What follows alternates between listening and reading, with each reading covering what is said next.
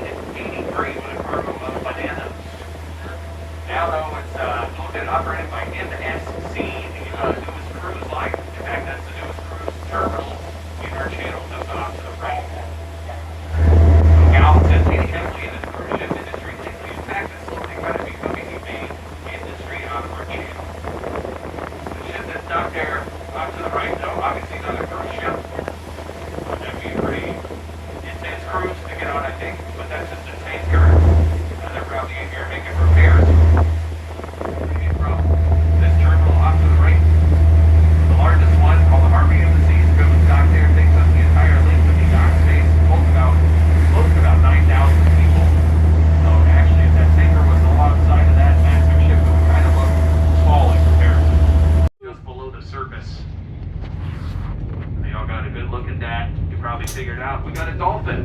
Where'd she go? Maybe he'll be back. Yep. There he is. There, just two of them. Oh, two of them. Oh, those ones are checking us Wow. out.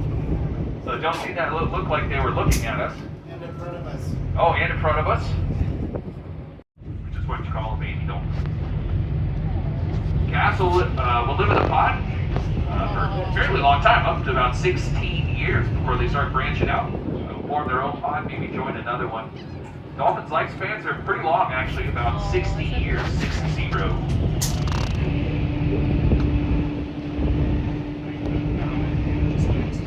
they ever get hit by boats, or they're pretty smart?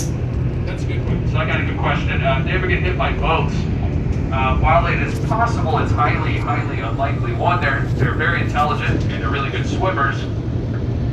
But also, the dolphins we have in our channel that we're looking at today spend their whole lives here. They actually don't migrate out of here in our channel, so they grow up around these boats their entire life. So that's also why you're never really supposed to technically drive over dolphins or towards a pod of dolphins. But it's almost impossible to do in our channel here, right? They get curious, you can see, and they'll swim right up to our boat. They even swim directly behind our boat while we're moving because they like to surf in our museum. It is also a day use area, so they got other stuff you can do. There's a playground, there's beach volleyball courts, soccer goals, basketball goals. They even got grills and picnic tables. You have a Texas fishing license, you can also fish all around the island. Although I will say, don't use your favorite stuff to catch fish, because there's a lot of submerged rocks over there that you can't really see. You'll end up losing a lot of your tackle. So just a heads up on that there, right at the end of our channel. Now that particular Coast Guard station is the second largest